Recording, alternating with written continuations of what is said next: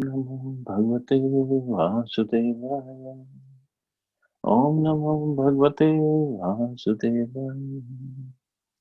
नारायणं नमस्कृत्य नरं चैव नरोत्तमं देवीं सरस्वतीं व्यासं ततो जयन्ति।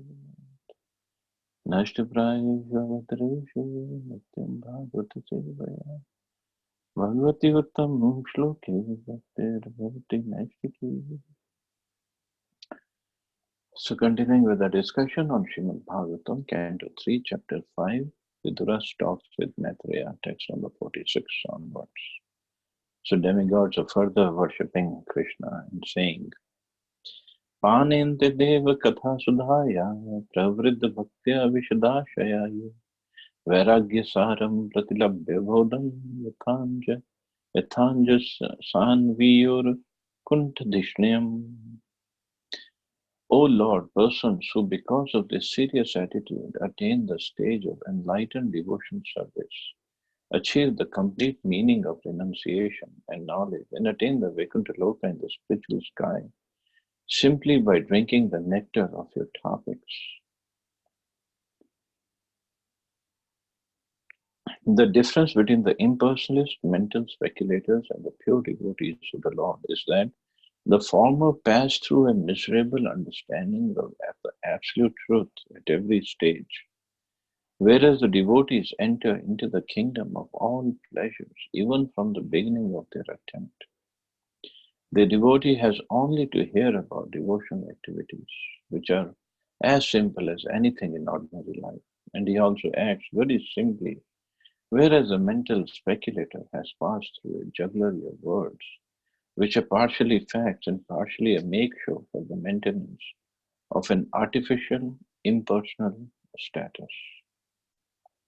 So Prabhupada is saying bhakti is so simple and so easy. All the devotee has to do is hear nectarian katha of Krishna. Of course, Prabhupada simplified too much, but the devotional service, it is so relishable and it is so much performed so enthusiastically and with lots of love. All the activities of devotion service. How can we even think of the Gyanis? Prabhupada is talking about mental speculators, because they have to think of different subject, different topics mentioned in the scriptures, and then they have to delve on it and think about it, different meanings of it, and still don't come to the right conclusion. And devotees, on the other hand, they talk about Krishna Katha, they talk about pastimes of Krishna, they chant, they dance. Like Prabhupada once in his interview to a journalist, he said, journalist was asking Prabhupada, so what do you do? What is your activity? He said, we just chant and dance. And when we get tired, we sit down and take prasad. That's all. There is much more than that. But Prabhupada's explanation was so simple. And actually it is that simple. For simple, it is very simple. For those with crooked heart, it's very difficult.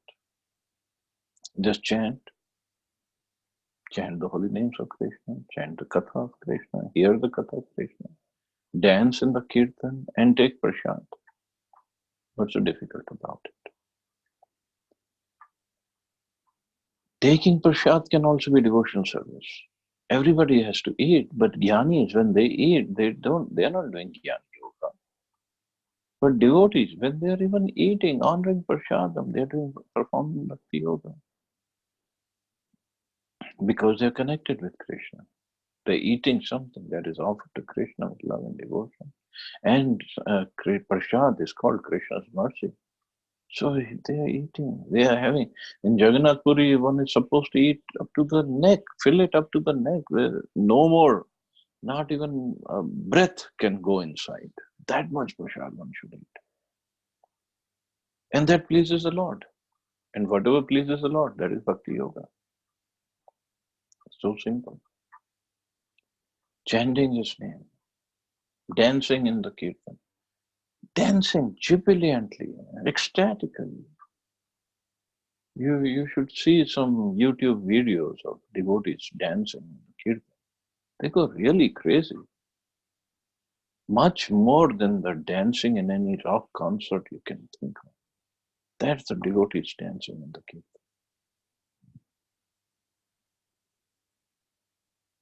Like once,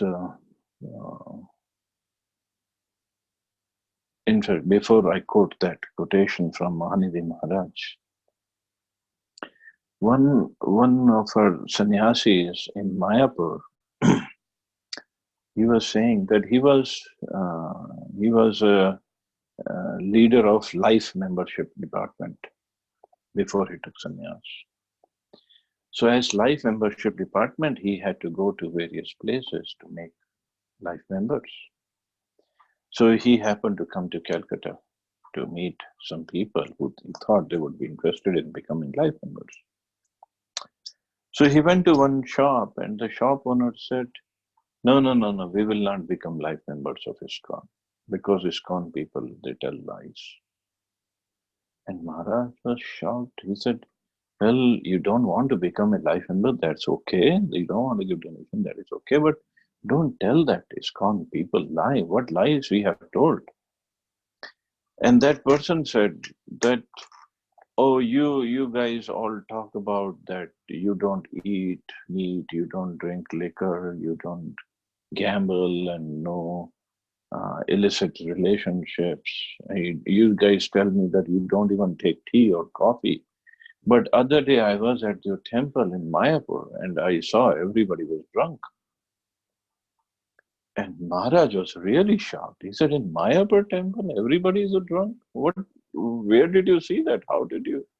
And where, when, how did it happen? I don't even think anybody drinks over there in Mayapur. That shopkeeper was adamant. He said, no, everybody drinks in Mayapur. Maharaj said, okay, exactly what happened? Where did you see them drunk?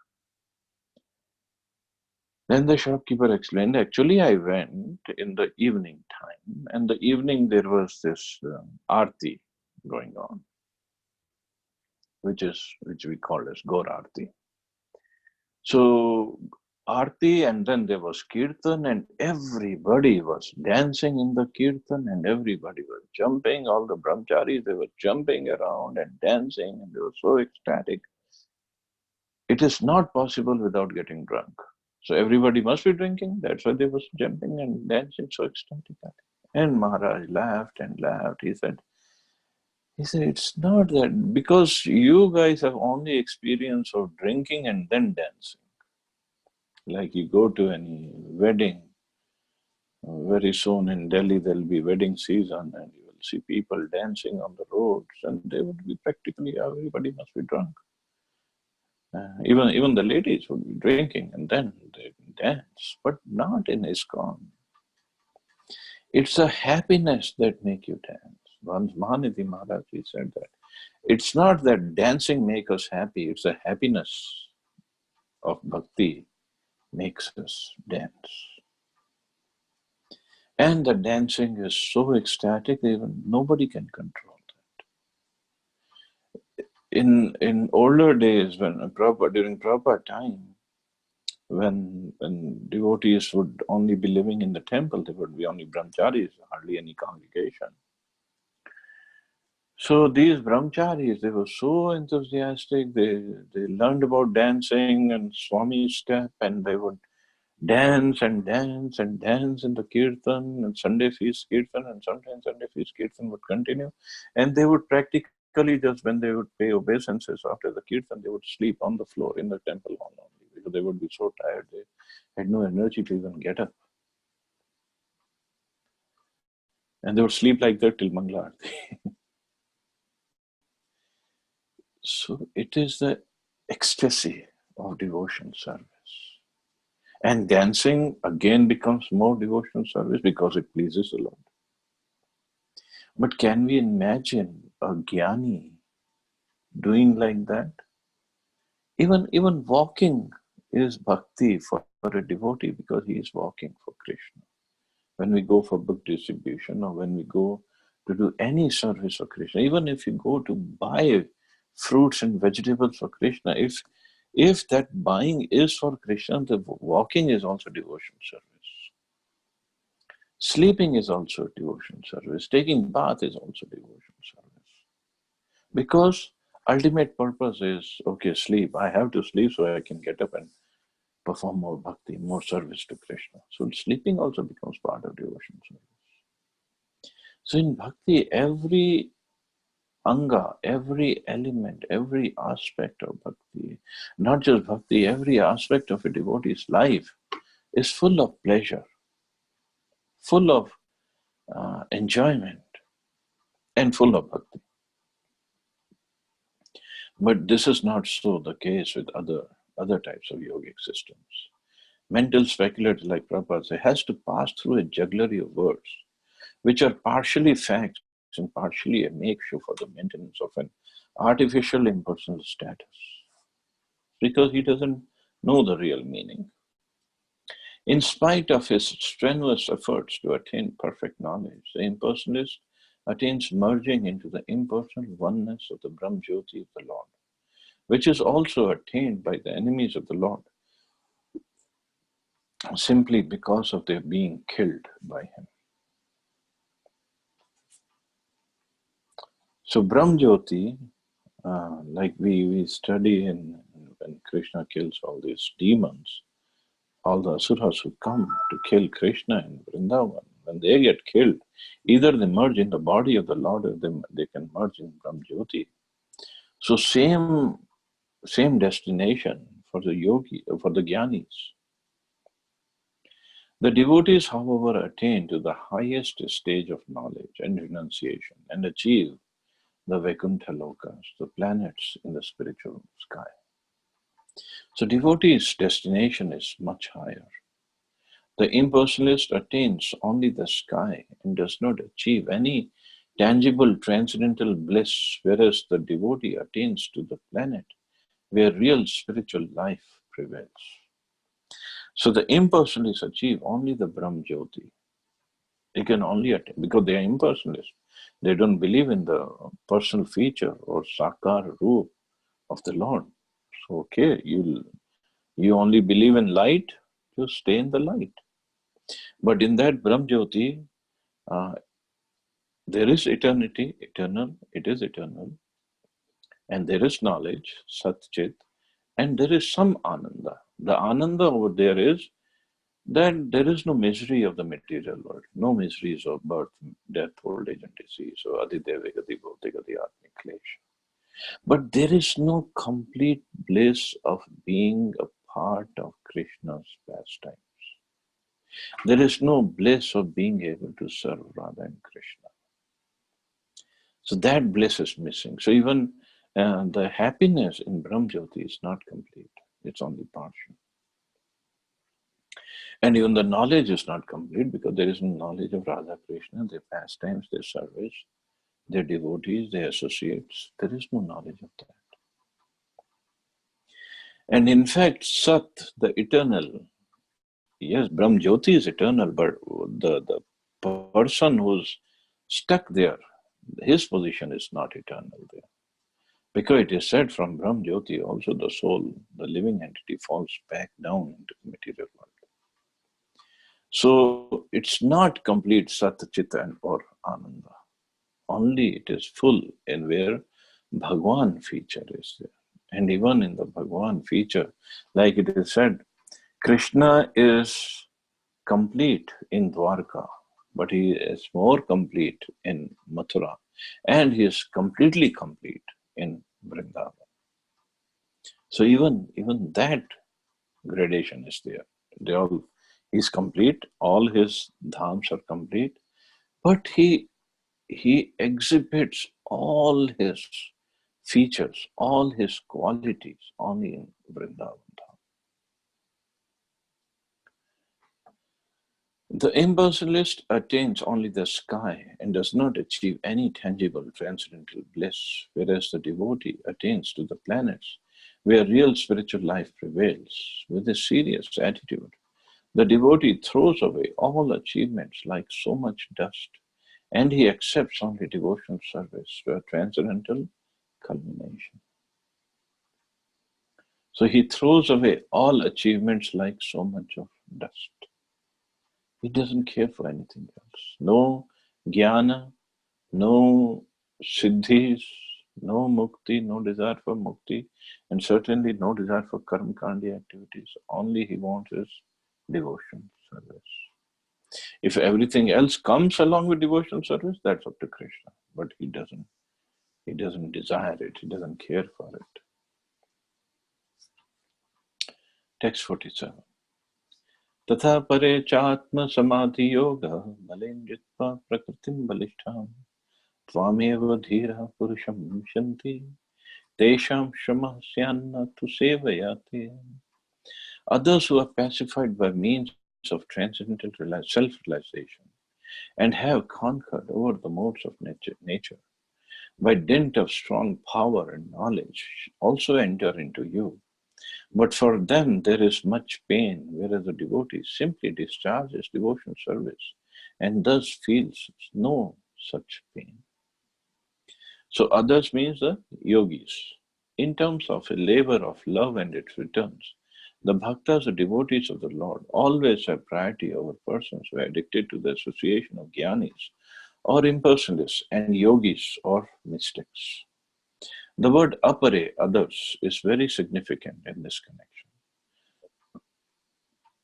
Others refer to the jnanis and the yogis, whose only hope is to merge into the existence of the impersonal Brahmajyoti. Although their destination is not so important in comparison to the destination of the devotees, the labor of the non-devotees is far greater than that of the bhaktas. So there is so much of work to be done if you want to, somebody wants to attain perfection in jnana and yoga. One may suggest that there is sufficient labor for the devotees also in the matter of discharging devotional service. But that labor is compensated by the enhancement of transcendental pleasure. In the life of devotees, there is labor. It's not that one can be lazy and become a devotee. There is no such thing. I mean, of course, people, those who are following other paths, they say devotees are very lazy. They just sit down at a place and chant. Sitting down at a place, chanting with concentration, it's not easy.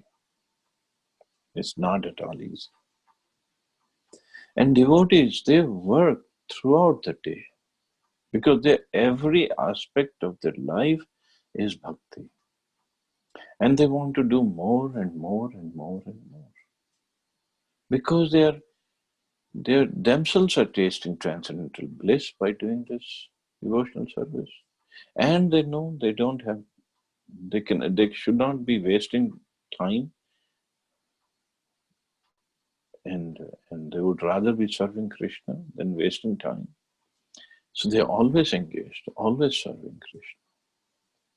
Even Srila Prabhupada, he was very sick in America, and he was in his room, and then he had to go. He had an engagement, some assignment to go, and either it was for an interview or for a lecture.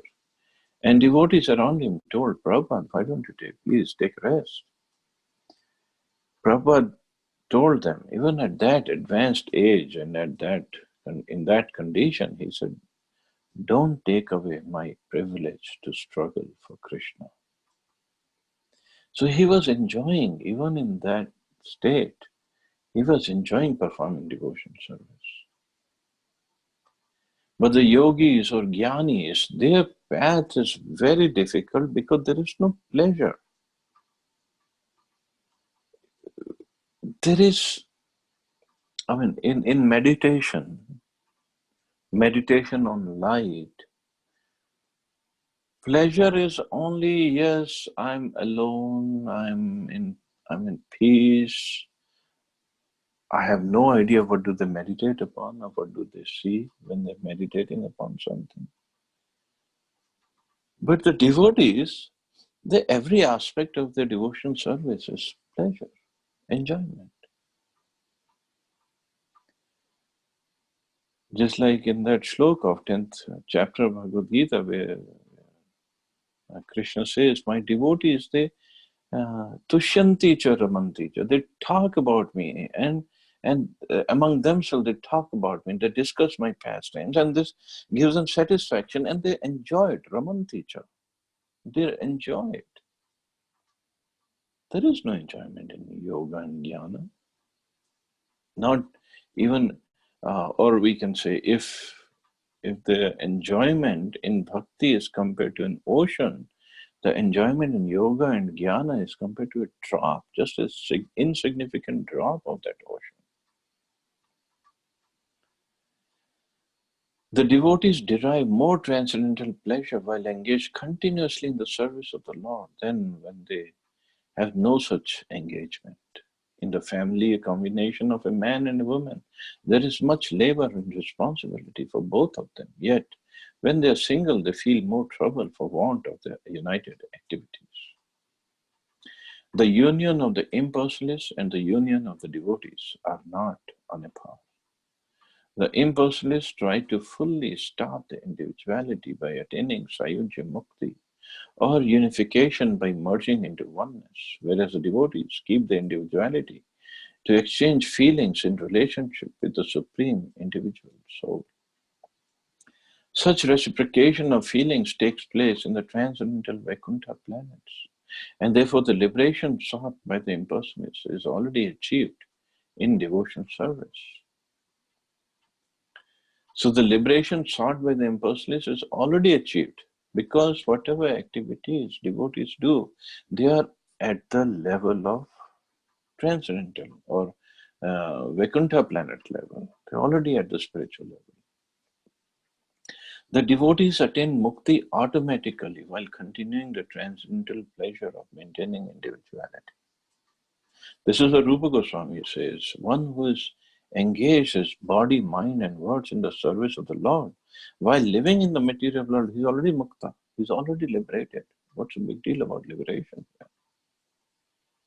For a devotee, his real pleasure is to serve Krishna, to see Krishna is happy. It's not that his mukti is important for him. As explained in the previous verse, the destination of the devotees is Vaikuntha or Akuntha Dishniya, the place where anxieties are completely eradicated. One should not mistake the destination of the devotees and that of the impersonalists to be one and the same. The destinations are distinctly different, and the transcendental pleasure derived by the devotees is also distinct from Chinna Matra or spiritual feelings alone. So destination of a devotee and destination of a yogi are completely different. Devotees enter not only Vaikuntha planet, they can enter Vrindavan, Golok Vrindavan Dham, which is practically impossible for any yogis or any jnani to attain, until they come to the platform of bhakti. And so this is how superior bhakti, and this is what demigods are speaking. It's not like some person sitting in America or England, he's talking. They're demigods. Devas are speaking. And it's mentioned in Srimad Bhagavatam. So how important it is for all of us to perform devotional service very sincerely and with lots of dedication, devotion, and determination. So I'll stop here, see anybody has any questions or comments.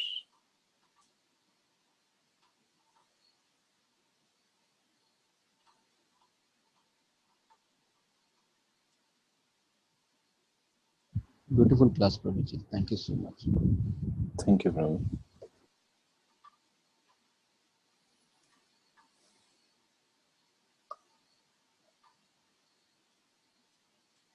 So I guess we can stop here. You all have a wonderful day. Hare Krishna. Jai Srila Prabhupada. Hare Krishna. Hare Jai Krishna, Shri Prabhuji. Hare Krishna.